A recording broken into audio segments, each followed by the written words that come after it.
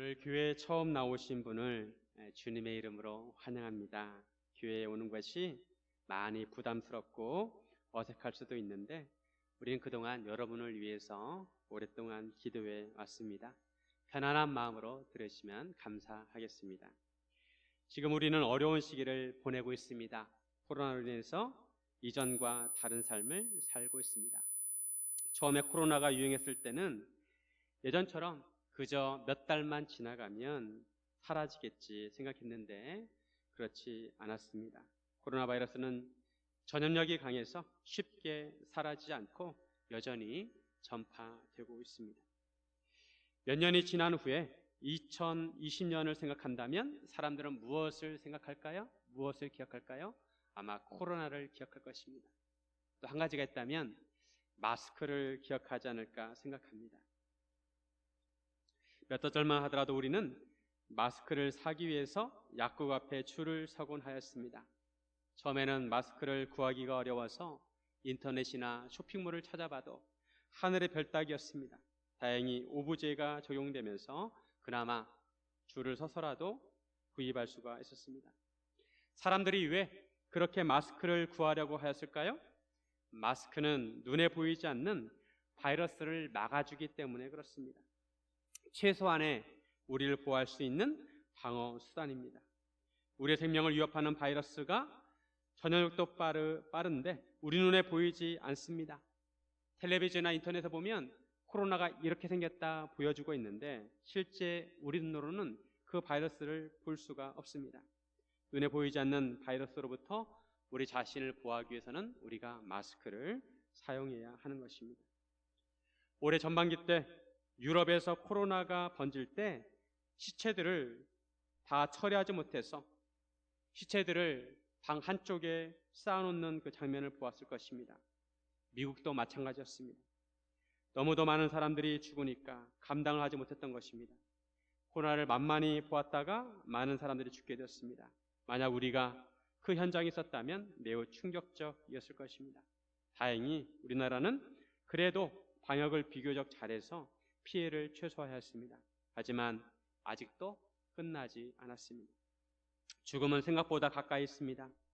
근데 사람들은 자기와 죽음은 멀리 있다고 생각합니다.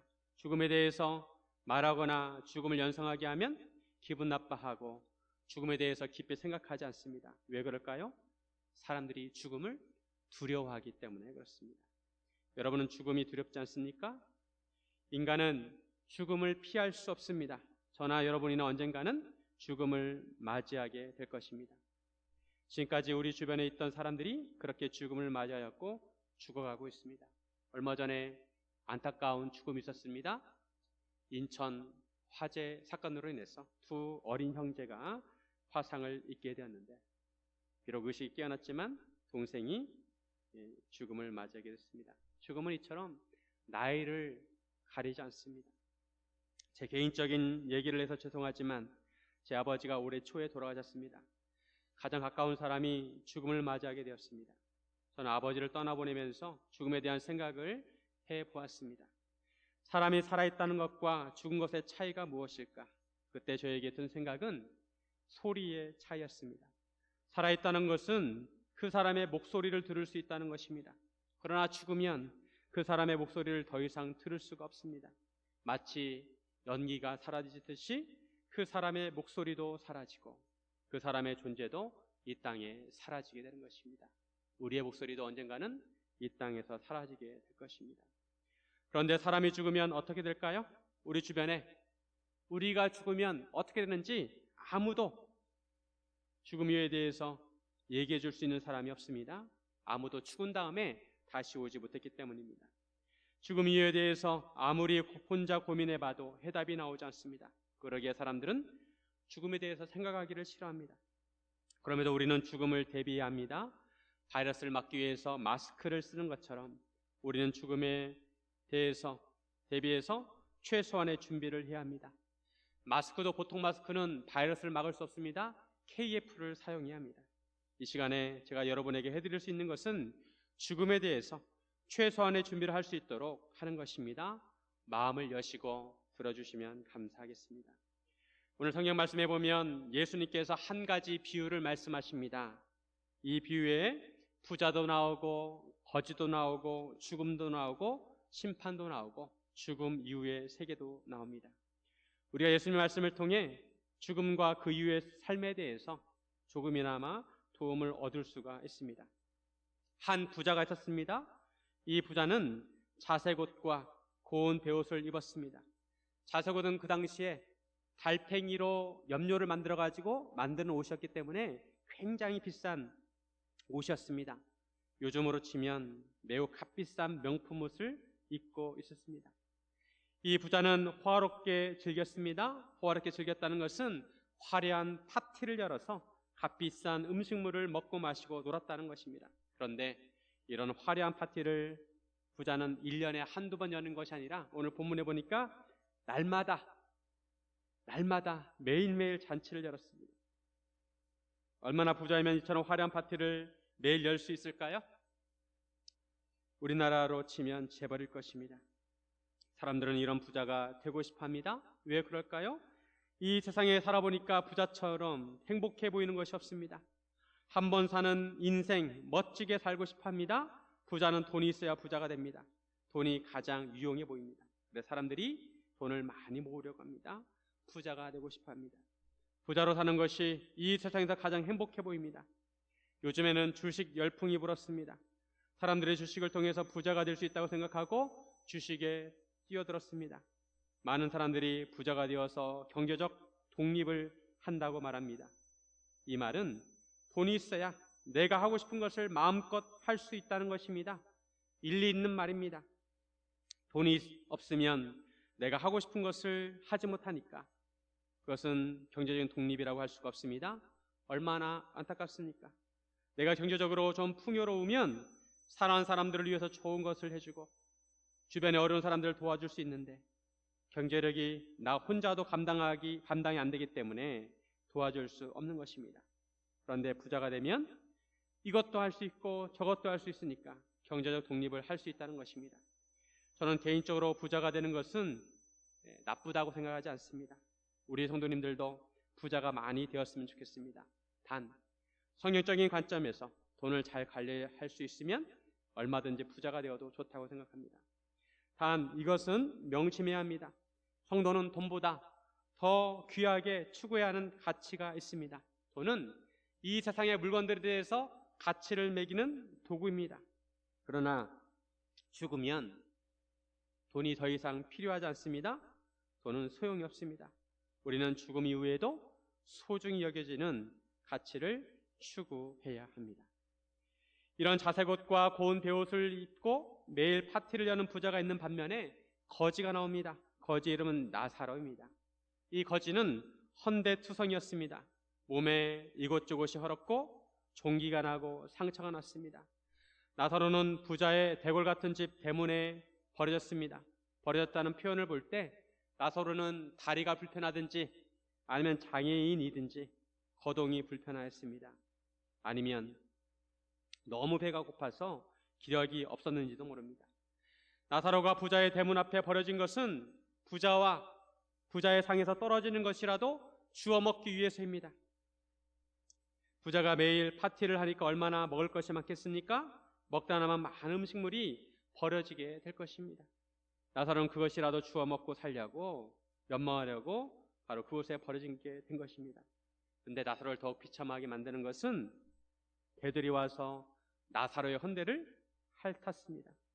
부자의 상에서 떨어지는 것을 나사로만 노린 것이 아니라 개들도 그것을 노렸습니다. 나사로와 개들이 거의 동급이 되었습니다. 개들은 당시에 부정한 짐승으로 취급이 되었습니다. 그나마 위안이 되는 것은 그런 개들이라도 나사로의 상처를 핥아 주었다는 것입니다. 아무도 나사로의 상처를 싸매주지 않는데 개가 그나마 핥아 준 것입니다. 부자와 거지의 인생을 비교해보면 극과 극입니다. 부자는 더할 나위 없이 인생을 즐기고 있고 거지는 비참하기 이를 데 없는 상태입니다. 그러나 부자도 거지도 피해갈 수 없는 인생의 관문이 있습니다. 바로 죽음입니다. 어찌 보면 이런 면에서 하나님은 공평하십니다. 부자도 죽고 거지도 죽습니다. 아무리 이 세상을 화려하게 살아도 죽고 아무리 비참하게 살아도 죽습니다. 물론 장례식까지는 차이가 날 수 있습니다. 거지는 죽었다고 말씀하고 있는데 부자는 죽어 장사되었다고 말씀합니다. 거지의 죽음은 아마도 무연고자로 처리되었을지 모릅니다. 하지만 부자의 장례식은 아마도 최대한 화려하게 치러졌을 것입니다. 그런데 죽음 이후에 부자와 나사로의 상황이 역전이 됩니다. 거지가 죽게 되자 천사들에게 받들려 아브라함의 품에 들어가게 되었습니다. 천사들이 시중을 들었습니다. 아브라함의 품에 들어갔다는 것은 의인들의 잔치에 참여하였다는 것입니다. 아브라함은 이스라엘 백성의 조상으로 하나님께서 의롭게 여기신 의인입니다. 유대인들은 식사를 할 때 한쪽 팔을, 왼쪽 팔꿈치를 땅에 대고 비스듬히 누워서 식사를 하였습니다. 나사로가 아브라함 오른쪽에 눕게 되면 자연스럽게 아브라함의 품에 안기게 되는 것입니다. 아브라함의 품에 들어갔다는 것은 나사로가 의인들의 잔치에 참여하였다는 것입니다. 지상의 잔치가 아무리 화려한다 하더라도 천국의 잔치에 비교할 수 없습니다. 나사로는 이 세상을 살면서 그런 대접을 받지 못했습니다. 그러나 죽어서 천국에 가서는 잔치에 참여하게 되었습니다. 반면에 부자는 어떻게 되었을까요? 부자는 음부에 갔습니다. 성경에는 사람이 죽으면 분명히 천국과 지옥이 있다고 말씀합니다. 지옥에는 영원히 꺼지지 않는 불이 타오르고 있습니다. 사람이 죽으면 완전히 끝나는 것이 아니라 그 이후에 하나님의 심판을 받아 천국과 지옥에 가게 되어 있습니다. 부자는 음부에서 순간순간 고통 중에 있었습니다. 부자와 나사로의 상황이 완전히 역전이 되었습니다. 부자가 이 세상에 살 때는 부족한 것이 없었습니다. 모든 것을 누릴 수 있었습니다. 그런데 죽어서 음부에 갈 때는 그 모든 것을 가져갈 수가 없었습니다. 심지어는 시원한 물 한 잔도 마실 수가 없었습니다. 부자가 거지가 되고 거지가 부자가 되었습니다. 음부에 있는 부자가 눈을 들어 바라봅니다. 저 멀리 아브라함과 그의 품에 있는 나사로를 바라봅니다. 부자의 눈빛은 고통을 참으면서 무엇인가 간절히 호소하는 눈빛이 되었습니다. 부자는 아브라함에게 이렇게 말합니다. 24절에 보면 불러 이르되 아버지 아브라함이여 나를 긍휼히 여기사 나사로를 보내어 그 손가락 끝에 물을 찍어 내 혀를 서늘하게 하소서. 내가 이 불꽃 가운데서 괴로워하나이다. 유대인들은 아브라함을 아버지라고 불렀습니다. 아버지 아브라함이여 나를 긍휼히 여겨 주옵소서. 제발 나사로를 보내서 그 손가락 끝에 물을 찍어서 내 혀를 서늘하게 하소서. 물 한 바가지가 아닙니다. 물 한 컵도 아닙니다. 부자가 얼마나 갈증이 심하고 고통스러운지 물의 존재를 느낄 수 있게 해달라는 것입니다. 다만 손가락 끝에 물을 찍어서 자기 혀에 대달라는 것입니다. 불꽃이 뜨거워서 너무 괴롭다는 것입니다. 부자치고는 너무 소박한 소원입니다. 이 세상에 살 때는 물은 언제든지 마실 수 있었습니다. 그런데 지옥에 가니까 물 한 방울도 소중하였습니다. 그런데 아브라함이 부자의 소박한 소원도 틀어줄 수 없다고 합니다. 왜냐하면 아브라함과 부자 사이에는 큰 구렁텅이가 있어서 건너갈 수도 없고 건너올 수도 없다는 것입니다. 오늘 본문에서는 나사로가 어떻게 천국에 가고 부자가 어떻게 지옥에 갔는지 구체적으로 나와 있지 않습니다. 다만 아브라함이 부자에게 말합니다. 예, 너는 살았을 때 좋은 것을 받았고 나사로는 고난을 받았으니 이것을 기억하라. 이제 나사로는 여기서 위로를 받고 너는 괴로움을 받느니라. 아브라함은 구체적으로 부자와 나사로의 믿음이나 생각이나 마음에 대해서 언급하지 않습니다. 다만 부자와 나사로에게 심판이 이루어졌고 공평하게 그 심판이 이루어졌다는 것입니다. 부자는 이 세상에서 부를 누리며 살았기에 괴로움을 받고 나사로는 고난을 받았기에 천국에서 위로를 받는다는 것입니다. 나사로가 천국에 가고 부자가 지옥에 간 것은 단지 그들이 부자이고 거지이기 때문이 아닙니다. 부자는 무조건 지옥에 가고 거지는 무조건 천국에 간다는 말이 아닙니다. 성경에서 하나님을 신실하게 믿는 부자들이 많았습니다. 아브라함도 부자였고 욥도 동방에서 소문난 부자였고 아리마대 요셉도 부자였습니다. 하나님의 심판을 통해 천국에 가고 지옥에 가는 기준은 단지 부자이고 거지가 아니라 그들의 하나님에 대한 태도입니다. 나사로라는 이름의 뜻을 보면 하나님께서 도우시는 자, 이런 뜻을 가지고 있습니다. 나사로는 이름으로 보아 나사로 하나님을 의지하는 사람이었습니다. 거지이기에 세상에 의지할 사람이 없습니다. 다만 나사로는 하나님만 의지할 수밖에 없었습니다. 나사로는 하나님과 관계를 맺은 사람이었습니다. 그럼 부자는 어떨까요? 부자가 하는 말을 보면 알 수 있습니다. 부자의 소박한 소원, 혀끝에 물 한 방울 묻혀주는 것도 큰 구렁텅이가 있어서 그 소원도 이룰 수 없었습니다. 그러자 부자가 그 소원을 포기하고 아브라함에게 부탁합니다. 제발 나사로를 자기 아버지 집으로 보내달라는 것입니다. 자기 형제 5명이 있는데 그들에게 증언을 해서 그들로 고통받고 있는 이곳에 오지 않게 해달라는 것입니다. 그래서 부자는 의리가 좀 있었습니다. 자기는 지옥에서 고통을 받더라도 자기 형제들만큼은 지옥에 오지 않기를 바라는 마음이었습니다. 부자는 지옥에 가서야 지옥의 존재를 뼈저리게 알게 되었습니다. 지옥에서 느끼는 고통이 얼마나 혹독한지, 얼마나 괴로운지 알게 되었습니다. 부자가 생각하기를 그의 형제들도 만약에 이런 지옥에 있다는 것을 미리 알려주지 않으면 자기처럼 지옥에 올 수밖에 없다는 것입니다. 부자가 흥청망청 산 것처럼 그의 형제들도 그와 비슷한 삶을 살고 있을 것입니다. 책 중에 그때 알았더라면 좋았을 것을, 이런 책이 있습니다. 그때 알았더라면 좋았을 것을. 부자는 이 사실을 미리 알았으면 좋았을 것을 하고 후회를 하고 있는 것입니다. 근데 아브라함이 이렇게 말합니다. 그들에게 모세와 선지자들이 있으니 그들에게 들을 것이라 말합니다. 모세와 선지자들이 누굽니까? 바로 하나님의 율법과 하나님의 말씀을 기록한, 전해준 사람들입니다. 하나님께서는 모세를 통해 이스라엘 백성들에게 율법을 주셨습니다. 선지자를 통해 하나님의 백성들에게 꼭 해주고 싶은 말씀을 전해주셨습니다. 모세와 선지자들이 전해준 하나님의 말씀은 바로 이 성경을 말합니다. 이 성경에는 구약과 신약이 있는데 모세와 선지자들을 통해서 전해준 말씀은 구약 성경이고 예수님께서 전해주신 말씀이 신약 성경입니다. 아브라함이 말하기를 이 성경, 구약 성경을 보면 다 알 수 있다는 것입니다. 인간이 죽은 이후에 하나님의 심판을 받게 되고 천국과 지옥에 가게 된다는 것을 알 수 있다는 것입니다. 성경을 읽으면 다 알 수 있다는 것입니다. 이에 대해 부자가 이의를 제기합니다. 그렇지 않습니다, 아버지. 아브라함이여, 만일 죽은 자에게서 그들에게 가는 자가 있으면 회개할 것입니다. 부자는 어떻게 해야 천국에 갈 수 있는지 깨닫게 되었습니다. 그것은 회개하는 것입니다. 회개. 자기가 죄인인 것을 회개하고 하나님께 의지해야 합니다. 그러면 성경만 읽어가지고는 안 되고 만약에 죽은 자 가운데서 그들을 찾아가는 사람이 있다면, 즉 죽어서 천국과 지옥의 존재를 확인한 사람이 찾아가서 증언한다면 그들이 분명히 회개할 것이라는 것입니다. 그런데 이번에도 아브라함이 거절합니다.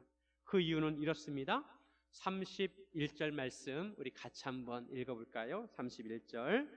이르되 모세와 선지자들에게 듣지 아니하면 비록 죽은 자 가운데서 살아난 자가 있을지라도 권한을 받지 아니하리라 하였다 하시니라. 성경 말씀을 듣고도 믿지 않으면 비록 죽었다 살아간 사람이 간다 할지라도 믿지 않을 것이란 것입니다.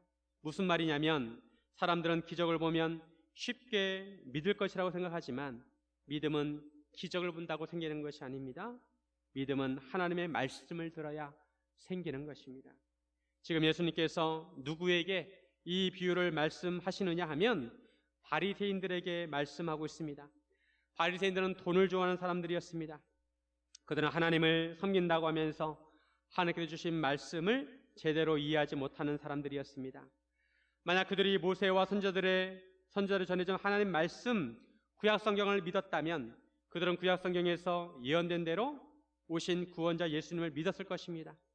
그리고 구약 성경에서는 하나님께서는 가난한 자들을 잘 돌보라고 항상 강조하셨는데 바리새인은 그렇지 못했습니다. 바리새인들은 오히려 하나님 아버지께서 보내신 예수님을 죽이려고 하였습니다. 예수님께서는 이미 기적을 많이 행하셨습니다. 병든 자를 고치시고 귀신 들린 자에게서 귀신을 쫓아내시고 오병이어의 기적을 행하셨습니다. 보리떡 5개와 물고기 2마리로 어른 5,000명을 먹이셨습니다.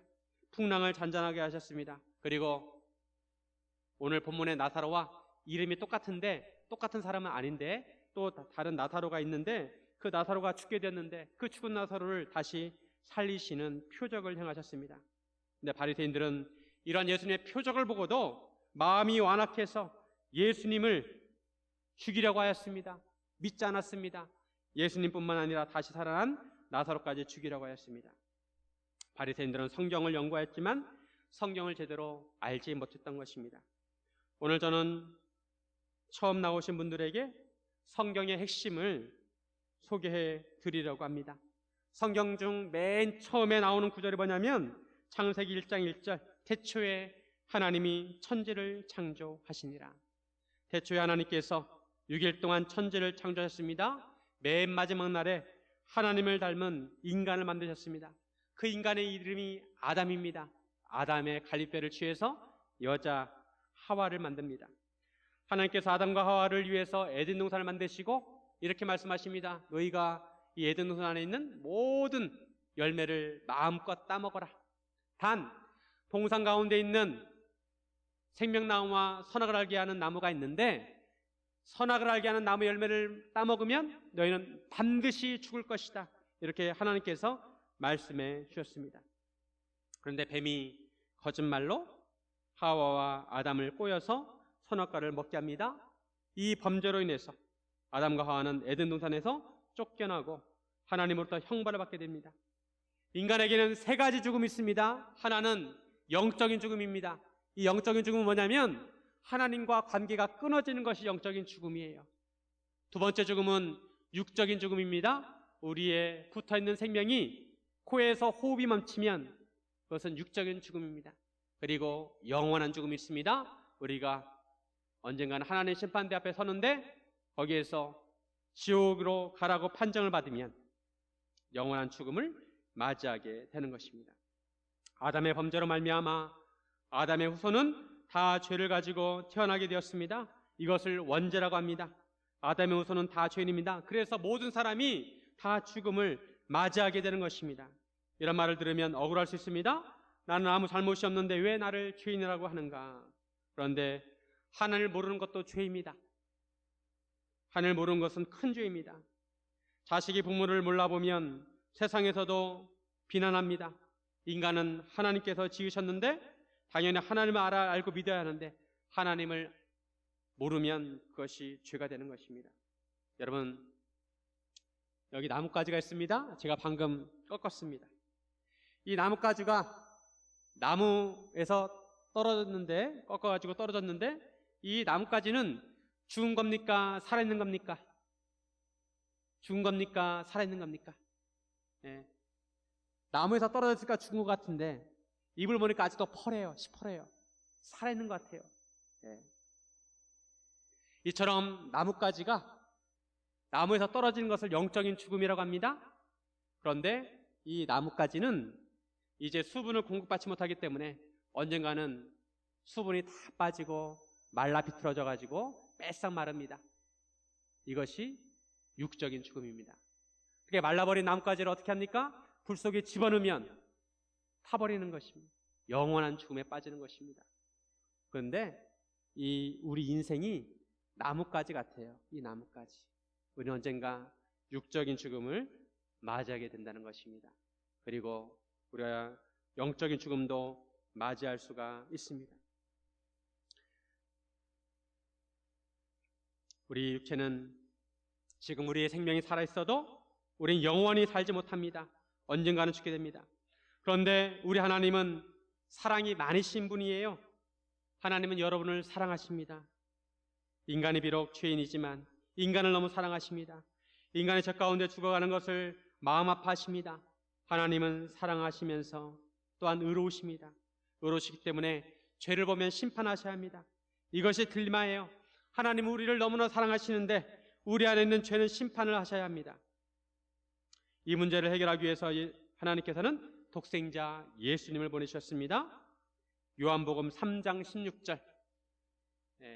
너무나 성경에서 소중한 말씀이에요. 같이 한번 읽습니다. 하나님이 세상을 이처럼 사랑하사 독생자를 주었으니 이는 그를 믿는 자마다 멸망하지 않고 영생을 얻게 하려 하심이라. 하나님께서 우리를 구원하시려고 독생자까지 보내셨습니다. 왜 그렇습니까? 우리가 멸망하기 때문에. 독생자 예수님께서 죄의 문제를 해결하기 위해서 사람으로 태어나셨습니다. 인간 중에서는 인간의 죄 문제를 해결할 사람이 아무도 없으니까 예수님께서 사람의 대표가 되셔서 되시기 위해서 동정자 마리아를 통해 참 사람으로 오셨습니다. 그래서 예수님은 참 하나님이시면서 참 사람이십니다. 예수님께 우리를 위해서 완전한 삶을 사셨습니다. 예수님은 참 사람이시지만 죄가 없으신 유일한 인간이십니다. 예수님께서 인간의 모든 죄를 다 짊어지시고 십자가에 돌아가셨습니다. 인간을 대표해서 십자가에서 하나님의 진노를 받으셨습니다. 그리고 3일 만에 다시 살아났습니다. 예수님은 죄가 없으시기에 죽음이 붙들 수 없었습니다. 예수님께서 부활하셨습니다.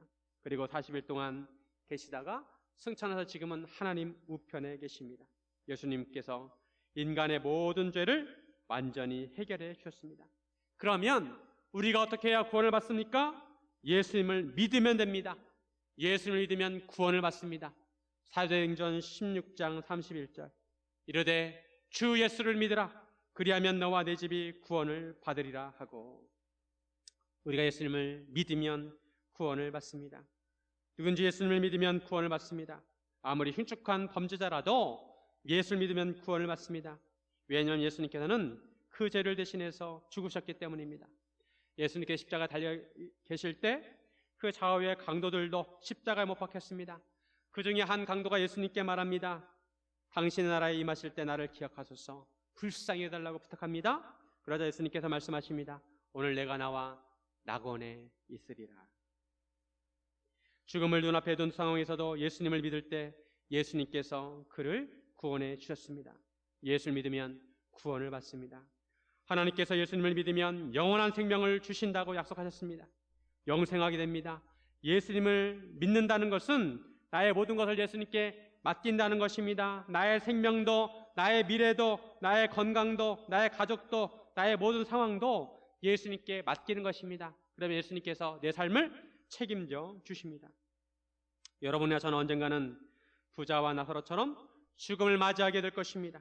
우리가 갈 곳은 둘 중에 하나입니다. 하나님께 주신 말씀 성경에는 우리가 구원받을 수 있는 길을 알려주셨습니다. 그 길은 바로 예수 그리스도입니다. 예수를 믿는 것입니다. 예수님도 친히 말씀하셨습니다. 내가 곧 길이요 진리요 생명이니 나로 말미암지 않고는 아버지께로 올 자가 없느니라. 저는 성경에서 가장 핵심 내용을 말씀드렸습니다. 성경 말씀을 믿어야 구원을 받습니다. 성경의 주인공은 예수님이십니다. 예수를 믿어야 구원을 받습니다. 오늘 본문에 나온 것처럼 사람이 죽으면 하나님의 심판을 받게 되고, 어떤 사람은 천국에 가고 어떤 사람은 지옥에 가게 될 것입니다.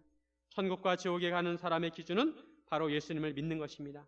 예수를 믿고 구원을 받으시기를 바랍니다. 다 같이 눈을 감겠습니다. 오늘 시간 하나님 아버지께서 여러분에게 영생을 선물로 주시길 원하십니다. 예수님을 나의 구주로 믿으면 우리가 그 선물을 받습니다. 이 시간에 그 선물을 받기 원하시는 분이 계시다면 손을 들어서 표해 주시기를 바랍니다. 나 예수님 믿기를 원합니다 하면 손을 들어 표시를 해 주시기를 바랍니다. 감사합니다. 이런 기회가 쉽지 않습니다. 여러분이 지금 이 자리에 계신 것도 하나님의 섭리입니다. 하나님께서 인도하신 것입니다. 마음을 여시고 하나님의 사랑을 받아들이시면 됩니다. 다시 한번 묻겠습니다. 영생을 선물로 받기 원하시는 분은 손을 들어 주시기를 바랍니다. 감사합니다. 예수님께서는 홀로 살아가는 여러분을 홀로 둘 수 없어서 영광의 자리를 버리시고 우리 곁에 인간으로 오셨습니다. 그리고 우리와 동행하기를 원하십니다. 지금도 여러분의 마음을 녹화하고 계십니다. 용기를 내어 마음의 문을 열면 예수님께서는 여러분과 함께 동행하시게 됩니다. 험난한 인생길을 예수님과 함께 동행하시기를 바랍니다. 우리가 예수를 믿으면 영원한 잔치에 참여할 수 있습니다. 예수님을 믿기 원하시는 분은 손을 들어 표해 주시기를 바랍니다. 네, 감사합니다. 우리 함께 저를 따라 기도해 주시기를 바랍니다. 하나님 아버지, 저는 죄인입니다. 지금까지 저는 제 마음대로 살았습니다. 저를 용서하여 주세요. 이제부터 예수님을 믿겠습니다. 앞으로 예수님께 모든 것을 맡기고 예수님만 따라가겠습니다. 저에게 영생을 허락하여 주옵소서. 이어서 제가 기도합니다. 하나님 아버지 감사합니다. 예수를 믿기로 작정한 귀하신 성도들을 주님 하나님께서 창세전부터 예비하신 줄로 믿습니다.